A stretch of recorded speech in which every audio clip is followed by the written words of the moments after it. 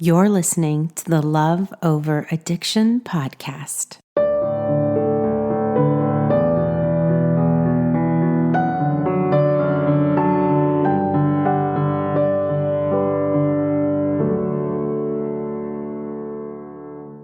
Thank you so much for agreeing to be on the podcast. Again, I love that I get to talk to you again and follow up with how things are going.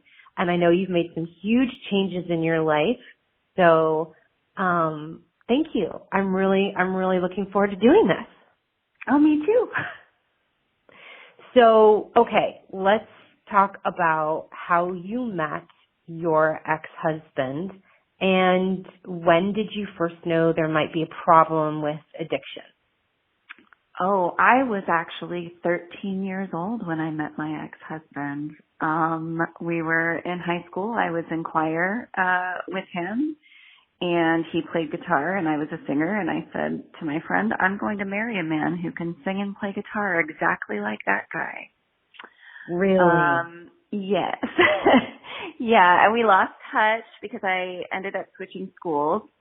So we lost touch, and then I ended up seeing him at a coffee shop later, right before I started my senior year, and he was graduated because he was a senior when I was a 13-year-old freshman. So we started dating right before my senior year in high school. I was 16. So was he, when you guys were, I'm picturing this like high school gymnasium or choir room, you kind of were eyeing him. Was he eyeing you back or no?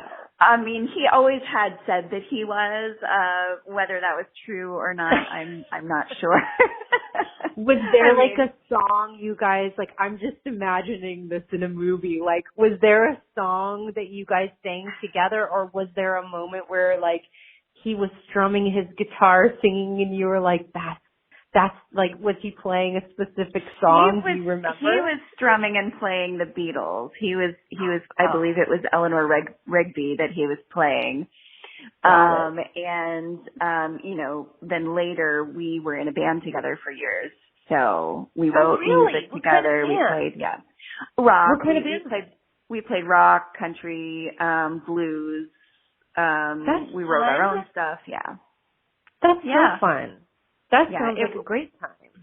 It was a lot of fun. We had a lot of fun together when we were young. Preface, when we were young. Okay, so what when happened? we were young. Well, you know, very, very early on, I knew he had a problem. Probably maybe 4 months into the relationship, and I mean, I hadn't had many relationships, and certainly not a serious one at that point in my life. So, he went to rehab. And so he was supposed to pick me up at high school, and his parents ended up showing up and picking me up instead, which was weird.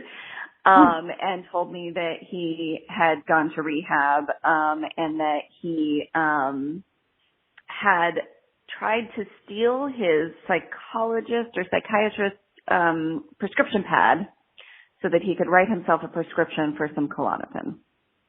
Wow. Okay. Yeah. Okay. Got it. And I knew that he smoked pot, and I was a very good, quiet theater girl. I'm very loud. I'll say that. But I was a very, non-partier theater girl. Right. So I would go to all the parties and watch everyone around me get messed up, but I wasn't the one getting messed up ever. So that's good. Good for you to be so young and have that clear boundaries around you. What was that due to? You know what? I don't have any idea. I have no idea. It was just not. I'm like, how do I teach my kids this? What's the secret?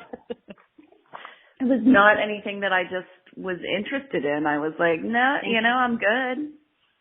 That's great. That's great. So yeah, I always really much more enjoyed watching everybody else be crazy, which maybe is very telling for my future. I don't know. So his parents picked you up and they were like, but he didn't go to jail. No. Wow. He went right to rehab, Got that day. So, and I'm certain that he didn't stay the whole time. But of course, at the time he told me, I'm good and this is great and I'm gonna be committed to, sobriety and all of that sort of thing. And, and he wasn't. We had probably, like five rehabs in the 22 years we were together. And, Can I talk about that for 1 second? I'm so sorry to interrupt, but I'm really curious because the 5 rehabs I think is fascinating. My first question about this is, did you do the research on the rehabs before he went or did he? And then what kind of rehabs, like, 'cause there's so many out there, was it like the fancy Malibu rehab or was it more like the worker bee rehab in the middle of nowhere? Like, what was that one? The first, I think, 4 times, he went to one in Pennsylvania and then maybe the second time he went to a different one in Pennsylvania that his parents found. And then the 3rd and 4th time he went to that same one again. Okay. And then, the last one,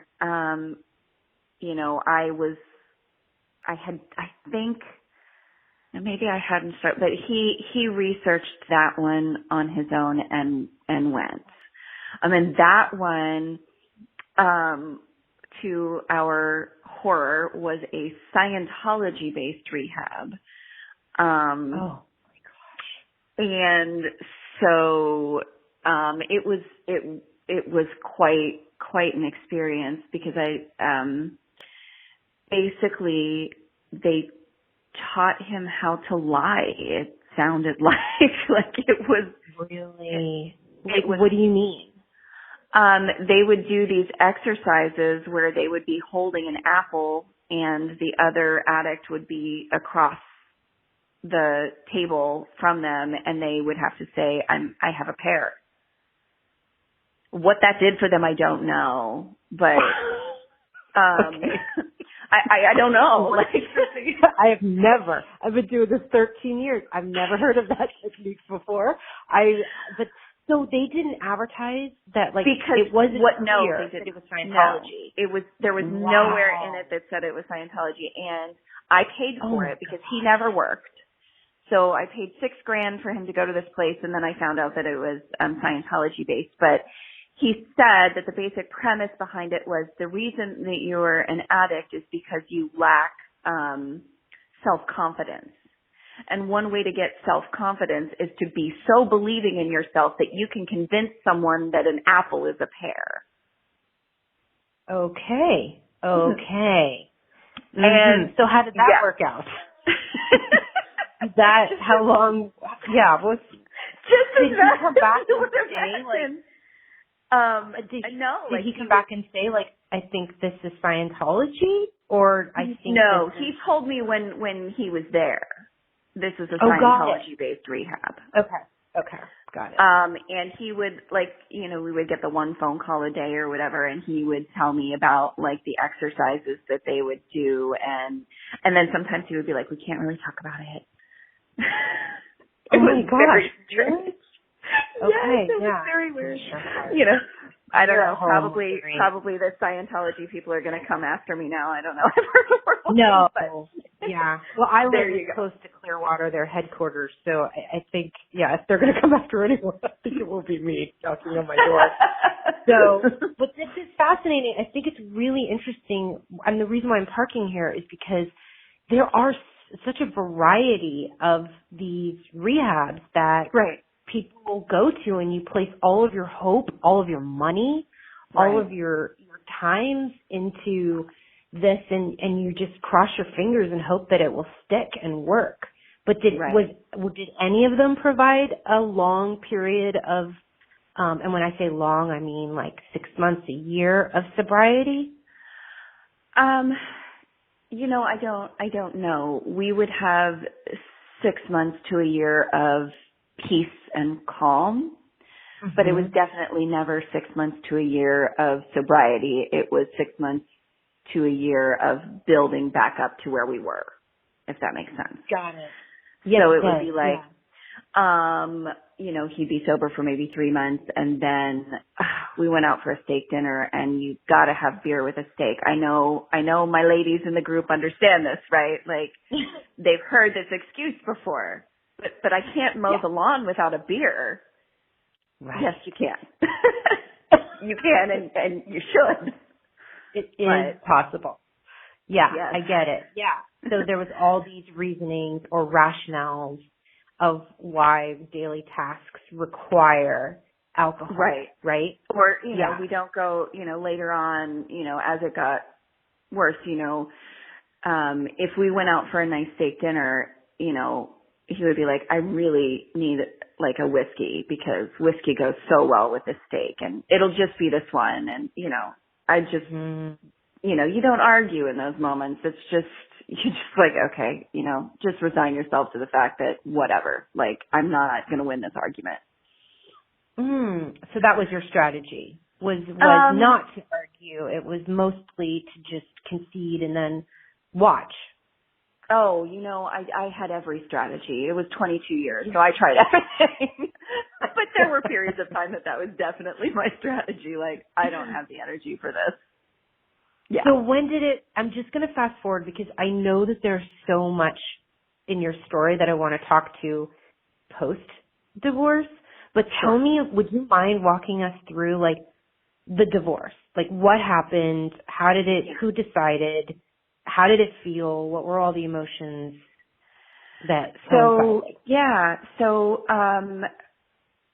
I have PTSD, so, from sort of that period of time. And so I actually have a timeline on my phone because it frustrates me that I don't remember like the order of things and how things happened. But he had gotten this, doctor, this, psychiatrist to prescribe him all kinds of meds.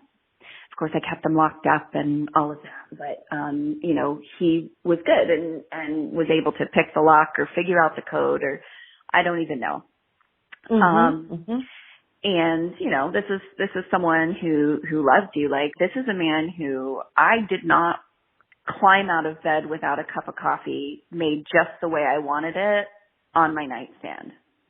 I did not do laundry. I did not have a day in my marriage where I didn't have a foot rub, for instance. Like, it was just, he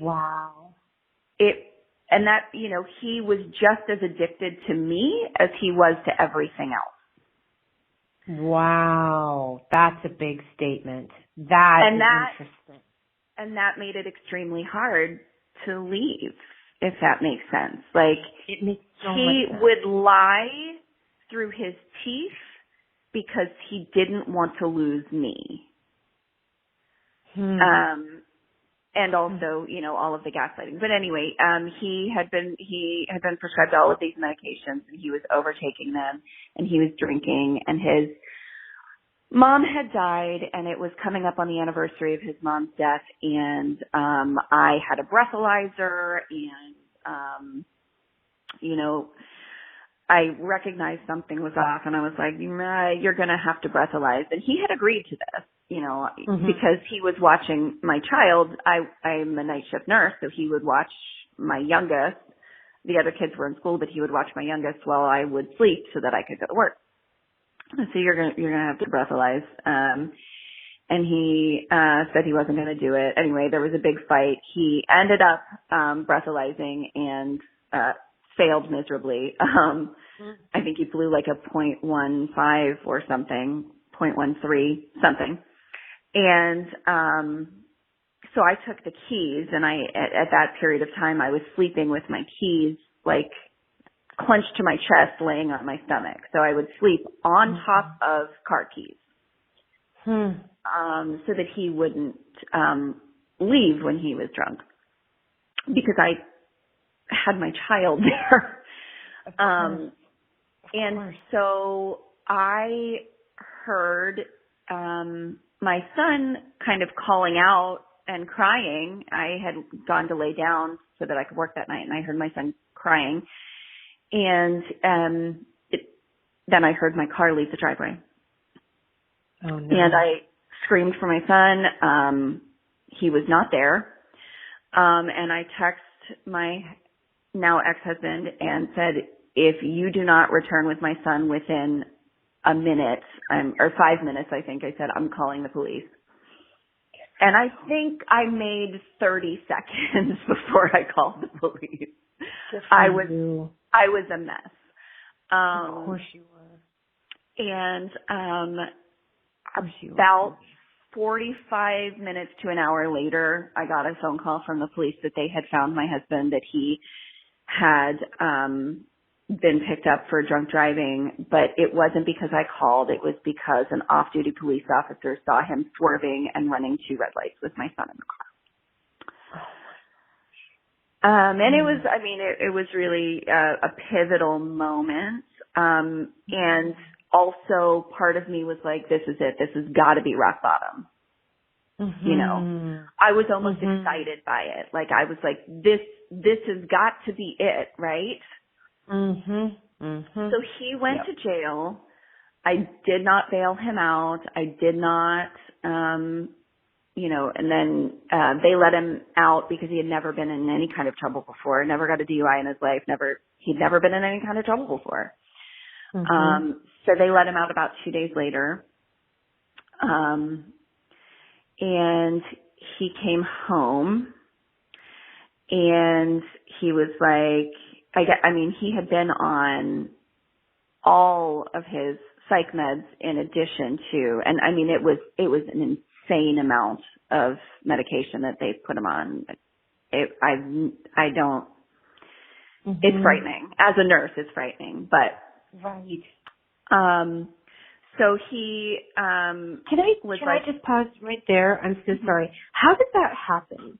How do, like, because you're in the medical industry, how do these people get access or overprescribed?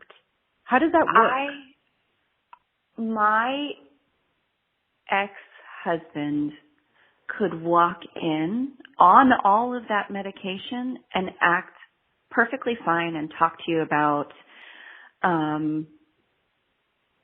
literature or theater or camera angles, and no one would know the difference. I would know. Right. Because I've been with him so long, but other people would have no idea. And his aunt was a pharmacist. So when he was in high school, he wanted to be a pharmacist and studied pharmacology. So he knew how to ask for what he wanted. He knew what he needed to say in order for them not to suspect him. And he was a stay-at-home dad, never had a job, always wore khakis, dress shoes, and a button-down shirt every day of his life. Really? So he looked like he was together. Always. Yes. Yeah. Got it. That makes sense. Okay. Yeah. Thank you. I mean, it was an interesting thing, but yes, I mean, he was definitely the wolf in sheep's clothing. Like, you know, it was wild. Yeah. I mean, looking back on it and realizing what I missed, it was truly wild. And so, there were restraining orders in that period of time. So he got put on probation, and got charged with child abuse, and DUI. And so he got put on probation.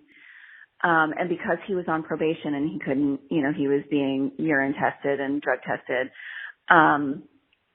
he started drinking bottles of cough syrup, whole bottles of cough syrup, because it wouldn't show up on a drug test. You're kidding. Wait, if they drink NyQuil, like a bottle of NyQuil, it won't show up on a drug test? No. Is that what you're saying? No. Well, this was Robitussin, but no, it's not on a standard drug test. No. Gosh, that's so interesting because I cannot tell you how many empty bottles. Like I used to go to Costco and buy bottles of cough syrup in bulk because we have a gazillion children, and I would find them empty. And I'm like, who got really, I didn't even, and then eventually I figured out this must do something, but didn't understand what specifically it did. So that's interesting. Okay, got it. So specifically, it's the DXM that's in like Robitussin, Coricidin, and generic cough syrup. There's a bunch of different brands, but yes. And we lived on this backcountry road. It was like a mile to get into our little tiny subdivision that was like all 1 acre lots, right? Mm-hmm. And I would drive home from work and it was literally littered with cough syrup bottles. And I would just drive home from work and count them. And my daughter was about 14 at the time, and she would come home and she would go, did you see them? There's more today. Wow. And, you know, of course he would try to tell me, like, how do you know that was me? I'm like, you know, I don't, I guess. But, I mean, someone has a really bad cough and they've had it for a long, long time. Isn't that funny how, like, they think they're so, like, smart and their deception, and it's like, wait, what? What do you mean? Of course it's you. Yes. It is baffling. It is absolutely baffling. And so I got a restraining order because he had started, you know, I was just like, I'm done. I'm just done. This isn't working. And I still stayed with him after that, by the way. But I got a restraining order. Okay. And he was on the cough syrup, and he told me, my probation officer says you can't kick me out because it's illegal and all of this stuff. So I waited until he left and I called the probation officer and I told her, I said, I just was granted a restraining order against him, but I can't get anyone to serve it. And so she asked me a bunch of questions and she said, okay, come in tomorrow with him and then I'll ask you to leave. And so this is how codependent I was. Not only did I file a restraining order against him, but I found him a place to go and I packed his bags for him. Oh, bless your heart. Yes, ma'am, I did that. We get that. We so understand that. I found a halfway house for him through his AA sponsor, and he went to AA every day during this time. Like he went to AA every day. Every single day, they were having him chair meetings and everything, and meanwhile, he's coming home and completely getting blitzed on cough syrup and whatever else he could get away with, like herbal supplements, whatever he could get away with that wouldn't show up in a screen. Right. And he's chairing AA meetings. He's doing all of the things and looking the way he should look. But meanwhile, there's this, I got it. Correct. Okay. Correct.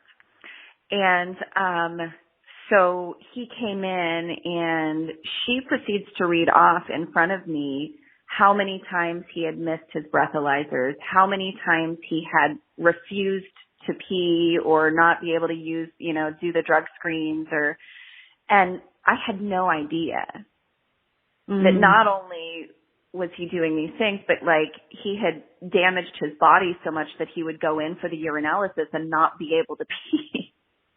And he'd be there for like upwards of 5 hours. Like, and she would be like, and you know, the notes would say, you know, said he has an appointment with a urologist, but can't tell me when the appointment is. And like, I mean, just all of these things that I was just like, oh, okay, great, okay. And so I left,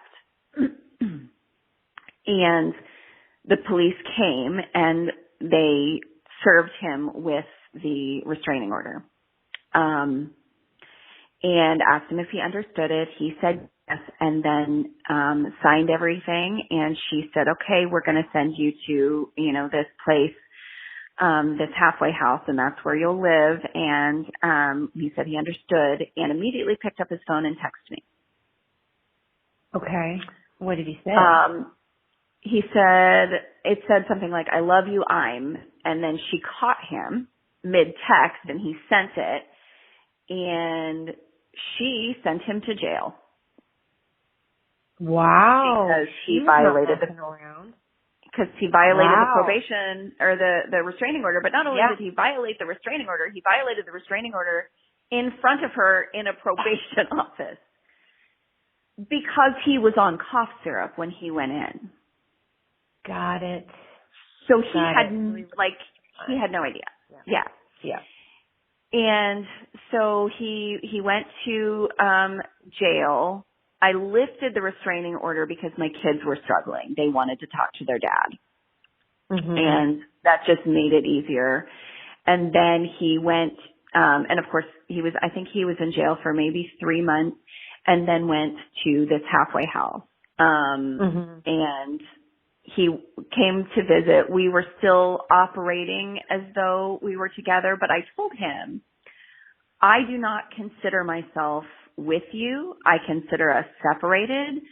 And I am not going to make any final decisions about divorce or anything else until you complete this whole halfway house program without lying to me, without hiding something, without anything. And he said he understood. And then he was bringing stuff like kratom home, because at that time kratom wasn't showing up in drug screens for probation either. And then, the behavior of the cough syrup started again, and I said I was done. But he was still on cough syrup. And he did not remember that I said that I was done. And so I had to break up with him every week. He would call me every day and go, well, when you had young kids, so you probably felt like you had to answer because, and also was there a part of you that felt like, okay, this is the phone call that is going to change everything, like whether he's hurt, personally injured, or he's hit his rock bottom. Was that part of the reasoning to continue the communication? There were so many things. He did seem to be doing better for a while. And, anytime I would see something, I would just directly call the halfway house. I'm still actually friends with, and I don't even live in the same state anymore. But I'm still like Facebook friends and still chat occasionally with the general manager of the halfway house, who was very kind to me and just very helpful. And when I moved here, he would message me and go, hey, are you and the kids doing okay? And, and he's been sober for years. So, but it was that he was surrounded by so many seemingly solid people who were working on their sobriety and seemed good that I was hopeful. And even at the halfway house, they had so much trust in him that he was the assistant manager within 3 months. Really? Yes. So he can talk the talk and walk the walk. Like he's got it down. 100%. And when in, 80% of cases when they have an addict who is being drug tested and passing the drug test, they don't, it doesn't connect that he knows other things. Like he's going to research what plant seed he can use to get messed up. Right. He's going to research what herb he can use to get messed up. He will do all of those things because he will research and he will be like, okay, I can't use that, but what can I use to alter my mind? And there were so many things that happened. His dad died suddenly during that period of time where, he was struggling, and I had been with him for 22 years, and because he was on drugs and he was using all of these mind-altering substances, he was not able to fully process his mom's death or his dad's death. He cried every day. Yeah. And when you're with someone for 22 years, I mean, there is a sense of compassion until there's not. Until all of that. When was the not? When did that happen? My daughter. Because that's a profound statement. That's a profound statement. Until there's not. And that compassion does have an expiration date. It does. Right. You're right. Right. My daughter's high school graduation, I did not know, and of course it was the height of COVID, and I did not know that she was scared to tell me that she didn't want him to come home from the halfway house for her graduation. Wow. So I invited him to her high school graduation, and then she told me, I'm really worried he's going to do something weird, because he and I had already told him we're not together. And I had actually already, and I mean, we can touch on this later, but I had already, I was like on a dating app just because I was like, what is this going to look like? And, well, I'll talk about that later. Anyway. Okay. So, she was, not wanting him to come, and I was like, okay, well, I've already invited him. Do you want me to uninvite him? Because I'm down. Like, I don't need the extra stress, and I'm super stoked about your graduation. And it was like a drive-through graduation, so I got to drive her, and then they, and it was nice, because it was COVID. And so he, came home, and his phone had broken, and I had bought him a new phone, because it was time for his upgrade anyway. So I got him this new phone, and I had driven it out to him like 2 months prior, and he never set it up. He never used it. He was still using the broken phone. And I was like, well, okay. He was like, I don't know how to do it. 'Cause he literally knew how to do nothing because I didn't let him do anything. Like, it was just so much easier for me to do it myself. So he came home, and I loaded everything. And this was the period of time where there were, for the previous 4 months, 5 months, I was breaking up with him every week. We're not together. And so, he came home, and, we have a shared Google photo account, and there was a photo of a message to someone that I was talking to on a dating site. And that became basically the whole everything of my daughter's high school graduation was him telling my kids I was a whore and a slut and cheating on him. And so when my daughter looks back on her high school graduation, that's what she remembers. And my kids knew, my older kids knew. My daughter, was a senior, and my son was in 8th grade, and so they knew that I was sort of not really dating, but just sort of trying to figure out what my life would look like after this. And so they knew. But yeah, he lost his mind. And wait, so he did come. So he came to the graduation. He did come because she was like, I don't want you to uninvite him since you've already invited him. Got it. And so. And was this in his car? He was yelling at you in the car because you said it was a drive-through graduation. No, she would not let him go in the car. Okay, she told him she actually did tell him because he got there at 8 a.m. and it probably started the screaming match and him telling. I mean, my son was 5, 6 at the time. He's telling my 6-year-old I'm a whore. Yeah. On what's supposed to be the happiest day of my daughter's life. Right. Up to that point. And, he just screamed and screamed and screamed and screamed. And then, I took him to Walmart and dropped him off. And I was like, I can't, like, I need to be able to decorate the car and make me his favorite meal and all of these things that I had planned for my daughter's graduation. Mm-hmm. And he ended up making my daughter go pick him up at Walmart. And I was like, don't pick him up. He can walk. Like, it's 3 miles. He can walk. But she went and she picked him up, and, you know, the whole time back, you know, I can't believe she's doing this to me. How dare she? You know, we have kids, we're married, all of this stuff. And, you know, it was fairly awful. And so she came home we came home after the graduation, and he started in again. And Mia wanted to, like, relive the graduation. We wanted to talk about it. And she came and laid down on my bed. And he was like, Mia, get out. I need to talk to your mother. And I looked at her and I said, Mia, are there any graduation parties tonight that you'd like to go to? And she said, yeah. And I said, I think that you should go. And I think you should have the best time you can possibly have. And that was really hard because I wanted to celebrate with her and she wanted to celebrate with me.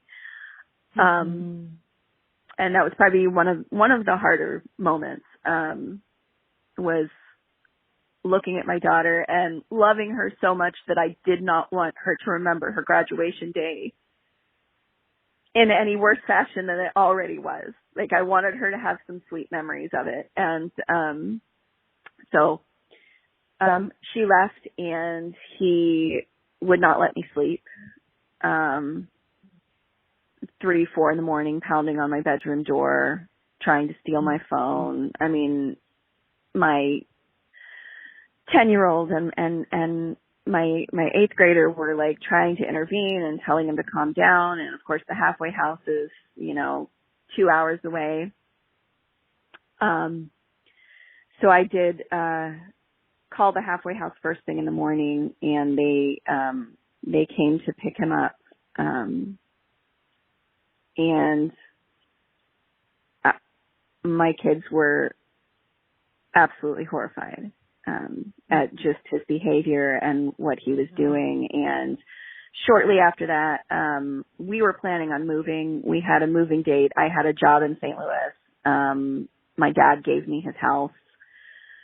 I was basically exploding my whole life at that point. I had filed for bankruptcy. I let my house go into foreclosure, which it isn't even finished yet. The foreclosure of the house isn't finished yet because of COVID. They, you know, were letting everybody have leeway. And I was like, no, like, I really wanted to just be foreclosed so I could be done with everything.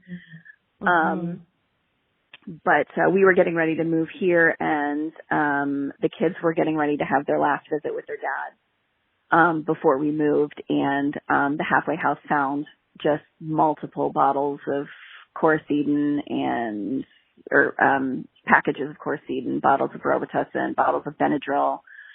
And of course it was all stuff he wasn't allowed to have. And so they violated his probation, and he went to jail for 4 months, 5 months. For 4 to 5 months. Yeah. So because he had violated his probation, that was the 3rd time that he had violated his probation. So he ended up serving his full, child abuse and DUI sentence. The remainder of it in jail. Did you, how were you processing that? Incredibly relieved. It made the move, smoother. I was worried about the kids. Definitely worried about the kids. But it did make the move so much smoother. And he was sober when he was in jail. So the kids could talk to him in a way that was rational. After about 2 weeks, he was able to be rational and normal. And I was thankful for that for them. And so when he got out, they, you know, the kids wanted him to move back into the halfway house because their rationale was, okay, now they know what kind of addict he really is, you know, because so many addicts, I only do cocaine, or maybe I drink and smoke pot, but like, I mean, he truly is a trash can user. He will use anything to feel something. Like if I bought soda, a 24 pack of soda, he would drink it in a day and a half. He was just addicted to everything. Mm-hmm. So I don't think that they had a lot of experience with his kind of addiction, if that makes sense. Mm-hmm. So they weren't prepared to look for Benadryl. They weren't prepared to look for those sorts of things. Yeah. So they were like, well, now that they know what kind of addict he is, they, maybe they can manage him better. And, he decided no, he was going to go move in with his grandmother in Pennsylvania. So when he got out of jail, he moved to Pennsylvania and he lives in his grandmother's basement. Does he still live there now? Yes. Yeah. Okay. And how is the relationship like with the kid? Like, what does that look like today? So he was fairly sober when we were drafting the divorce papers. It was a no contest divorce so that I didn't have to spend a lot of money. Nice. And I don't have to give him any money. And I said we would negotiate child support later, but that, because he's never had a job before, I said, once you get on your feet, then we can talk about child support and what that might look like. I said, but I want physical and legal custody of the kids, 100%. And he said, if you give up, he did. Wow. That's terrific. He fought me on it a little bit, and he was like, all of my friends say this is a bad idea, and you're never going to let me see the kids. And I said, if you drug test, you can see the kids. Mm-hmm. I need a hair follicle test if it's been over a month since you've seen them. But if you have seen them within the month, a urinalysis is fine. Mm-hmm. And I've made like solid, and it was just an arrangement between him and I. It didn't really necessarily, it wasn't court ordered. It was what I came up with that he agreed to. He doesn't agree to it now. Is he doing it? Is he doing the hair follicle test? He has not done one yet. He's not done one yet. My ex-husband I had a court order for my ex-husband to do that hair follicle test. So that was in our court documents. And he did it once and then got the copy, faxed it to me because I lived in another state too. But then he would forge the remaining copies that he sent. So I'm not trying to interject and steal away from your story. I just, from one woman to another, want you to watch out for that. Check the signatures, make sure that the document doesn't look exactly the same as it did last time. Yeah, and he has not been able to do one that he would pass. Oh, really? Okay, got it. All right. So for Christmas the first year, I did tell him, and I was dating someone at the time, and I was living here in St. Louis, and I told him that he could come and he could spend Christmas with us. And I mean, from conversations with him, I was fairly certain that he was sober at the time because he had gotten out of jail in September, early September. And so at Christmas he was still fairly sober. And so, I felt fairly confident in my ability to be able to decipher whether he was messed up or not. Mm-hmm. And so he came for Christmas and my PTSD was next level. Mm. And, he got me the most thoughtful gifts he has ever gotten me in 22 years. And, it was just, but he was not okay. If I see someone that you're dating, I can't be responsible for what I do to them. all very Kanye West, Kim Kardashian kind of nonsense, only on a very smaller scale. You know, I will beat him up and I will do this and I can't be responsible for what I do if I see you on the street with another man and Wow. that sort of thing. And our divorce had just finalized, December 14th, but he hadn't gotten the paperwork that our divorce was finalized. I see. So yeah, it was just an interesting time. And so, he saw them that December and I quickly realized after that weekend that the things that he was saying, he was not sober. Right. I didn't know what he was doing, but he was not sober. So at that point I said, okay, you will not see the kids until we honor our original agreement that you have to do this drug testing. And so he was supposed to come and see them in April. He canceled. He was supposed to come see them that May. He canceled. I had planned on driving the kids to Pennsylvania to see him for Father's Day, and he didn't take the drug test. So my dad happens to live in Pennsylvania, so we saw my dad for Father's Day instead. And yeah, I mean, even that was, I mean, a harassment filled, him texting and Marco Poloing and everything, to try and change my mind and make me, be okay with him seeing the kids and, well, you'll be there. And I'm like, I said, look, I have severe PTSD. Like, I cannot be in the same room with you for longer than a few minutes. So I need this drug test. And I'm not gonna take no for an answer. Like, if you don't drug test, you don't see them. He calls them and he Marco Polos them, which is like a video walkie-talkie thing. So he can record a message for them and then they can watch it back and record a message for them. But he doesn't, interestingly, really reach out to my 9-year-old, because my 9-year-old doesn't have a phone of their own and I have them blocked on my phone. So that's been a bit of a challenge because I, tell him, well, you need to, tell the boys that, cause we only communicate, via email.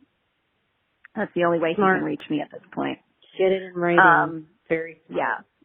Yeah. So, I did tell him, you have my permission to tell the older boys and, to put the youngest one on the phone. If he wants to talk to you. And a lot of times my 9-year-old does not want to talk to him. He remembers a lot more of the scary stuff that happened with his dad. Yeah. He remembers things that I didn't know happened, and telling his therapist, dad drove me to this house and left me in the car and I didn't know where he was. And I was strapped in my car seat just waiting for my dad to come back. And I didn't know when he was coming back. Gosh, heartbreaking. And I'm a NICU nurse. You know, like it, and I had no idea. I had no idea that this was happening. No. And so, I mean, he still remembers these things. He still remembers, just yesterday he was talking to the kids and he was like, well, I remember this one time where dad was just, mom was trying to go to sleep and dad was just trying to get her purse and mom wasn't letting him have her purse and, they were just fighting over the purse and, he accidentally hit her in the head with the purse and then with the keys and, Yeah, I do. And I do know. I sit and like deer in the headlights stare and just hug him close. Because it's scary what they remember. It's scary what they see. And we have not lived with this man in, 3-4 years. And my son's 9. Right. And he has these vivid memories. So I think that that's something that I would, caution women. They remember long after you think that they're, earlier than you think they'll remember, they will remember the scary stuff. And I really wish I had left earlier. Mm-hmm. That's been the challenge, is forgiving myself for not leaving sooner. Mm-hmm. Mm-hmm. And not, I should have known bettered myself, until I'm blue in the face, but I didn't. And I do now. Yeah. And so I'm proud of where I am now, but that's the scary part is, if I could go back and tell that person what my kids are going to tell me later. My older kids telling me that for years their dad told them that I did not love them as much as he loved them because he was the one that stayed at home with them. And I went to work and all I cared about was money. And my daughter has a challenging relationship with me to this day because of it. And we have a great relationship, and she loves me to pieces. But that narrative in her head doesn't go away. Mm-hmm. And that's hard, because I had no idea. Yeah. So. I totally. The divorce is done. Yeah, right. Divorce is done. Good for you. You got through it. You did it. You did it. I'm so proud of you.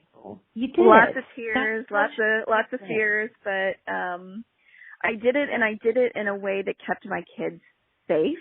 And every now and then they'll question me, like, Dad sounds good. Why can't we just let him fly this time?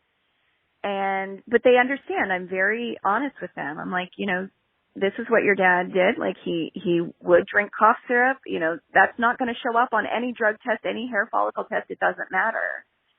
So I need to cover as many bases as I legally can, because there are so many bases that I will never be able to cover. God, I love that wisdom. And I love that you're educating your kids about the tricks and manipulations of addiction.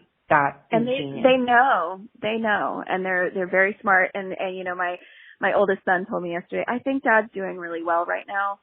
I mean, he's still got a long way to go, but he's doing better. And I said, good. And he goes, I'm aware that it can change at any minute. And I said, I know. Good. I said, I'm proud of you for recognizing that. And he was like, I can usually tell if, by what he focuses on. And I said, okay. And he said, like, if he has a job, usually he's doing well. As soon as he quits his job, that means he's not doing well. So he's been out of jail since, not this past September, but the September prior to that. And he's probably had 8-9 jobs in that time. And probably been unemployed more than he's been employed. Right. But good for your son. Like, this is what I'll say about that, and I'm not trying to wrap this up in a pretty little bow because I don't believe in that, but I do think having kids that have gone through very similar things that your children did. And now my kids are in college, and they are starting relationships with other people. And I love that addiction was present in their life to teach them lessons that boundaries. I see other kids that other kids in their situations have not learned yet. So my 100%. kids identify abusive behaviors, gaslighting,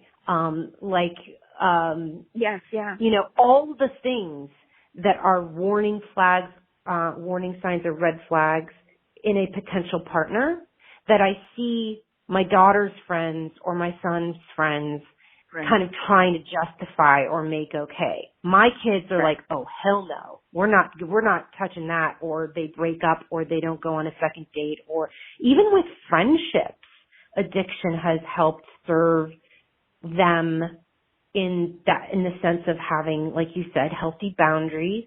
So there can be, I think, as long as there is one sober and steady parent that is willing to speak up to what's really going on and educate the kids. They're not putting it, not everyone's like pretending it didn't happen or shoving it under the rug, but like we're naming it we're talking about it, we're dissecting it, we're going to make its presence known, meaning addiction, then I think it can actually be used for so much good to break the future generations of addiction.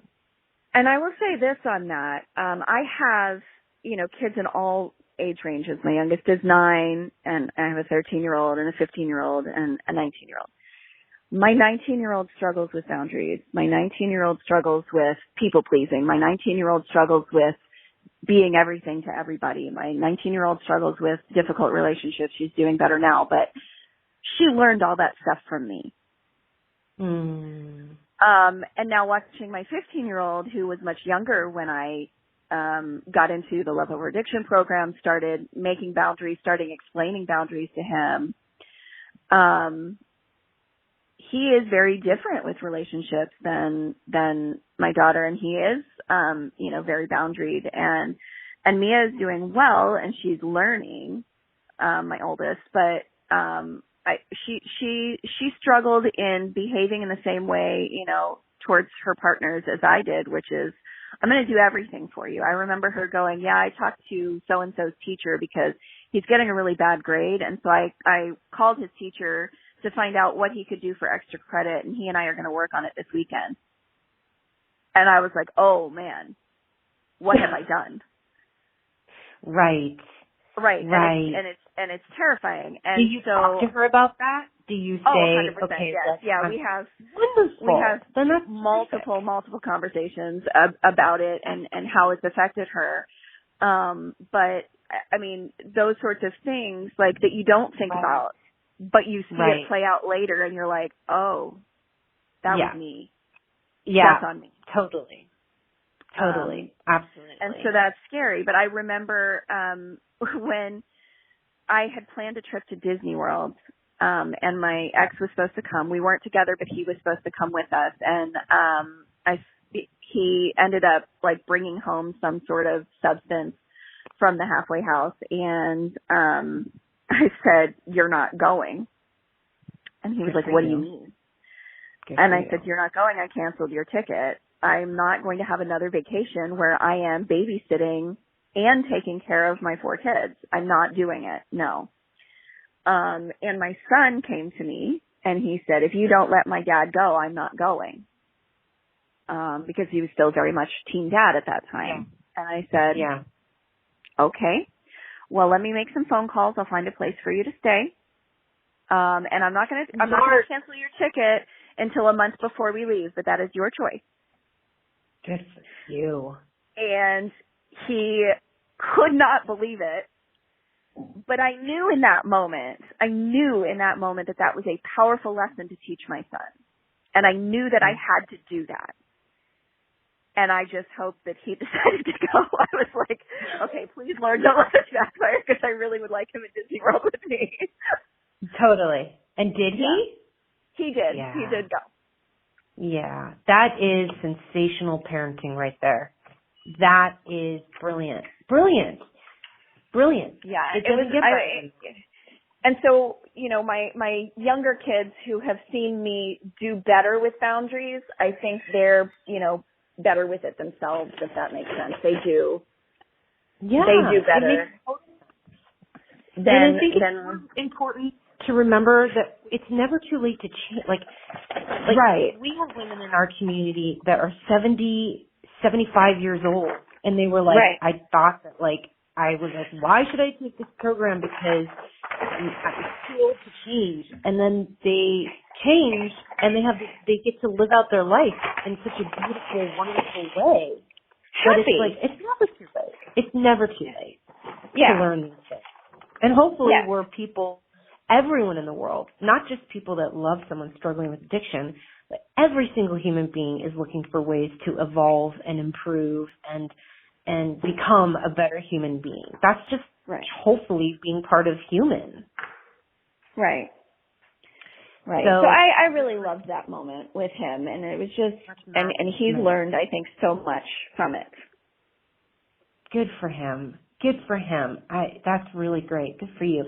So So I know we need to wrap this up because we've been sharing it for a while, and I am so grateful for your honesty and your realness with us. So you are happily divorced. Yes.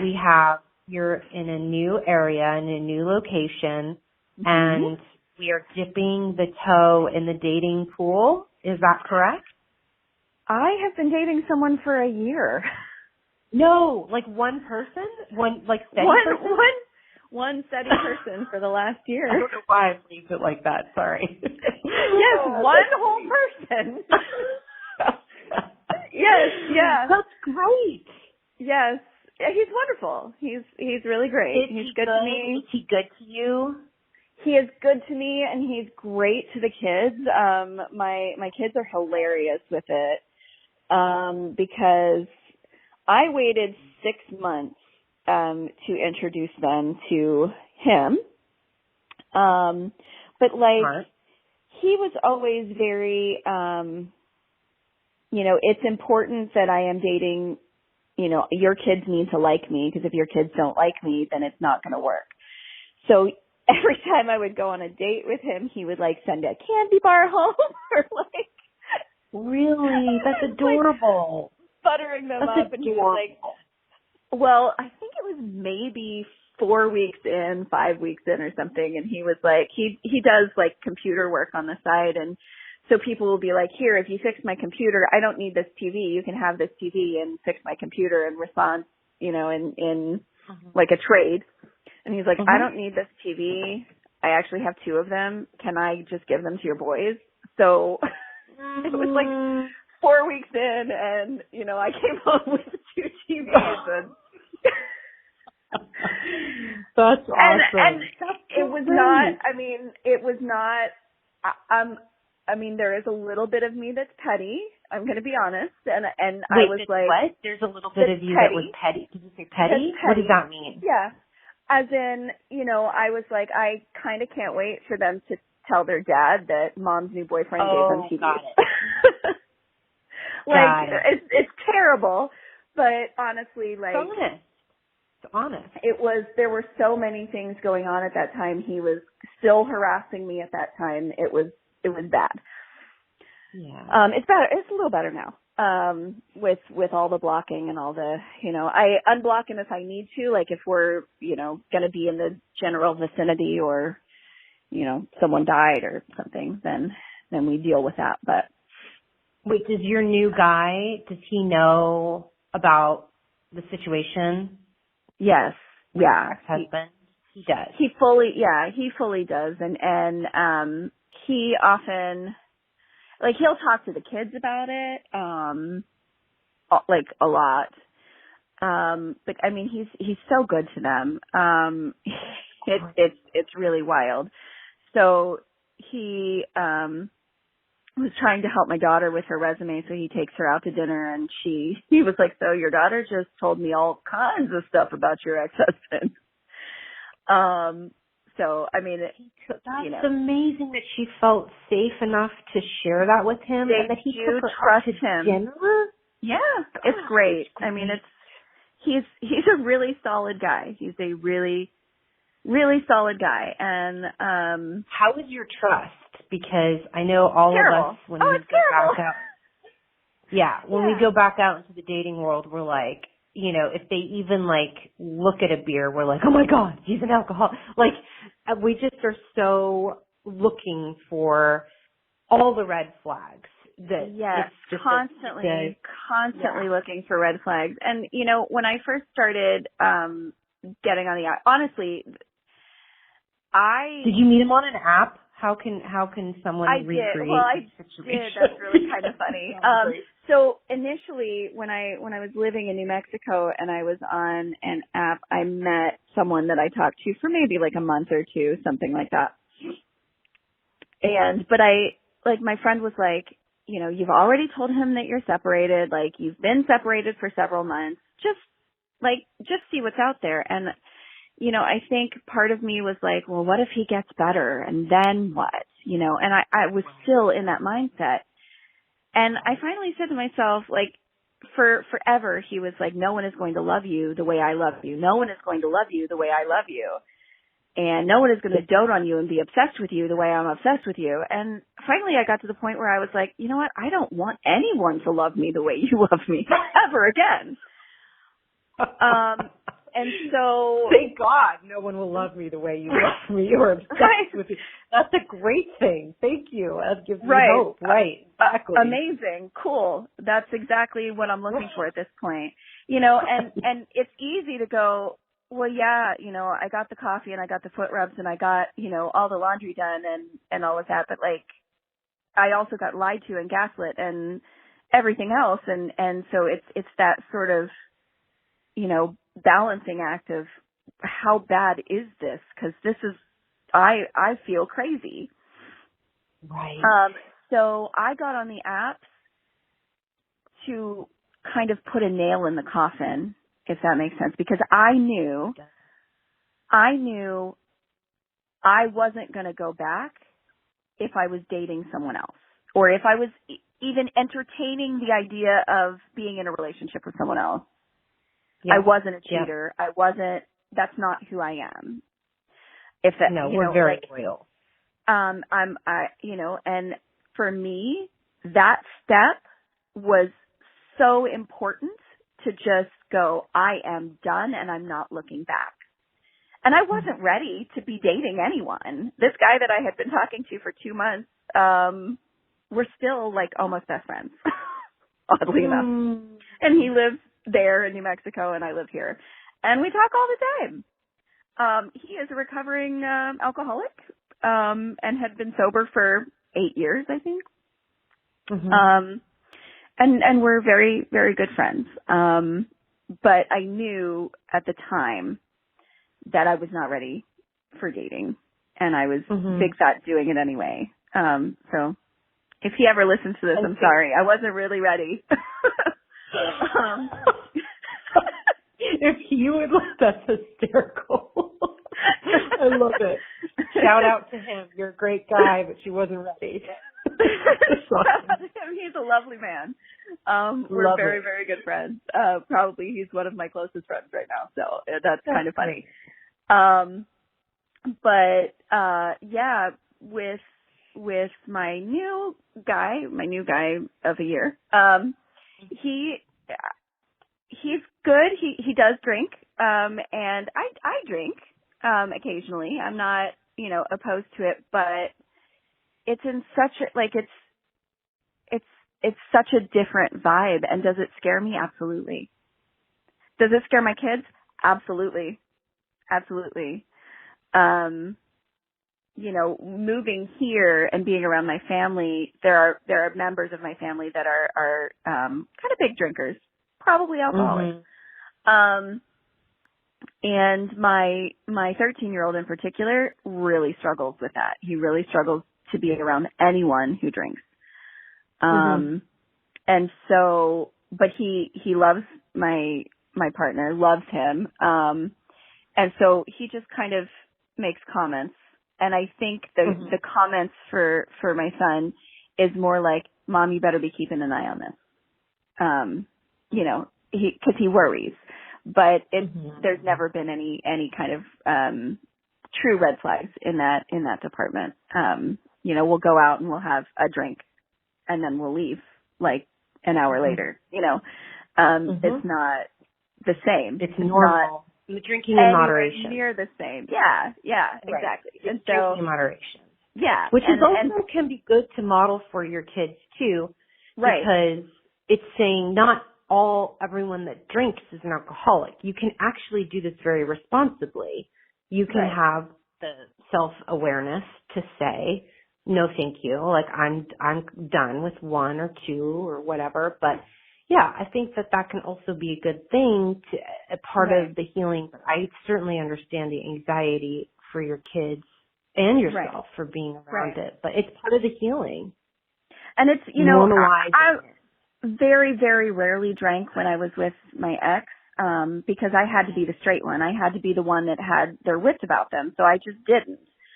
Mhm. And also, you know, in solidarity, like, you're going to be sober, I'm going to be sober. He was never sober, but I was always sober. Right. So, you know, I didn't drink for 9 years, not one time, because I'm like, if I just stick to this, he'll find, you know, me so inspirational. And like, right. I didn't have a problem with drinking ever at any point in my life, but Right. I was committed, so it would rub off on him, and that's like, right, exactly. zero effect. And, So. you know, to me, like, in my opinion, I love, you know, if we're going to try and get sober, you know, if he's going to try and get sober, I should stay sober for them. And then I was like, well, no, because that's also kind of enabling. That's kind of, you know, because I'm going to make this situation comfortable for him, but then he goes out in the real world and it's not comfortable. There's going to be a Super Bowl party and they're going to be drinking.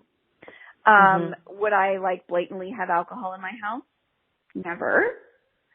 But, you know, I would, if I went out with a girlfriend later on, in my healing later on, you know, I would have a drink if I was out with a girlfriend or whatever, but not with him. Not if I was around him. I didn't think it was kind. But yeah, I never lied to him and said that I wasn't. But yeah, I mean, dating is tough. And, you know, there are issues and there are, you know, I'm very vocal about my PTSD. I'm very vocal about, you know, what I went through and what my fears are. And yeah, and I don't know what a healthy relationship looks like. I have only been in a relationship with someone who is absolutely obsessed with me. Yeah, it's an unlearned behavior, right? So you're unlearning what you experienced, and this there's a learning curve here. You're exactly right. Where what does it look like? In all the ways. I mean, even down to the communication style. How often do we talk? Do I expect you to call every day? Should I respond with a text?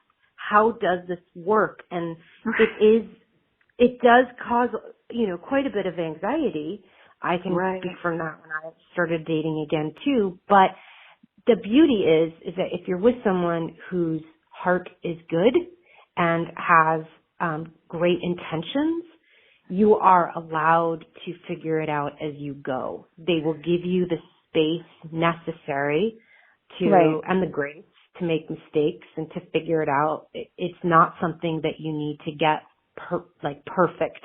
There's no such thing anyway. So. Right, and apps are so weird because I had talked to him at the same time, you know, because like it's weird because you like end up like sort of speed dating multiple guys for like a week, and then you're like, I like this one, and then you kind of, you know, and it's very strange because like you're having all of these multiple conversations with like strangers. And so, I can't even remember. I think it was like Hinge that we talked on Hinge, and then I ended up, like, he ended up like not texting me back one day, and I was like, okay, well, like, fine.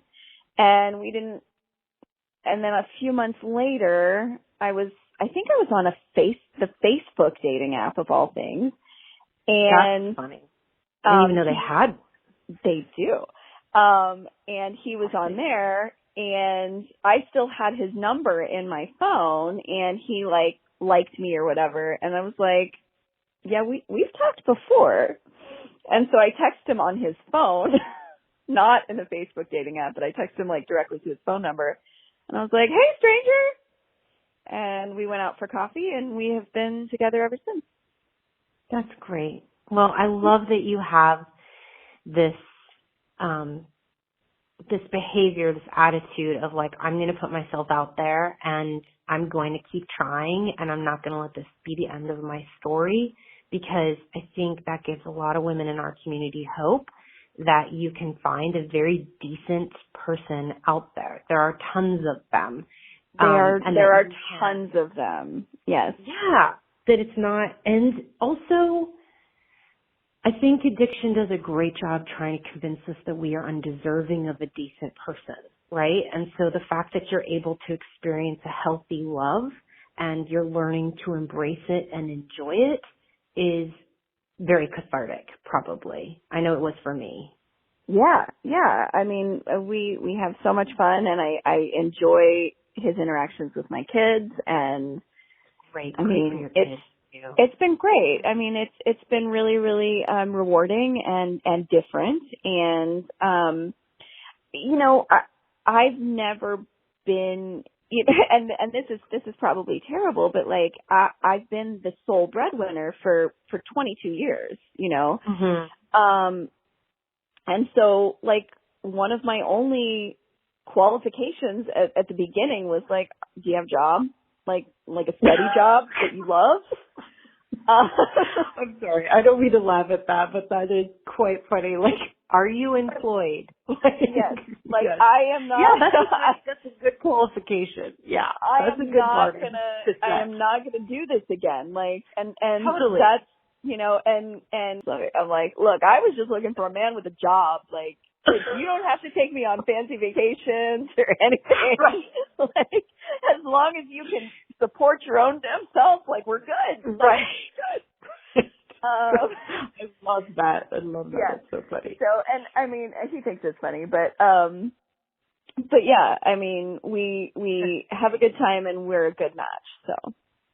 Good. Well, I will be thinking of you so much in the future and wishing you well. Thank you so much for agreeing to share everything with us. I think it's incredibly inspirational, and I'm so proud of you for the progress you've made and how far you've come. It was great to connect again.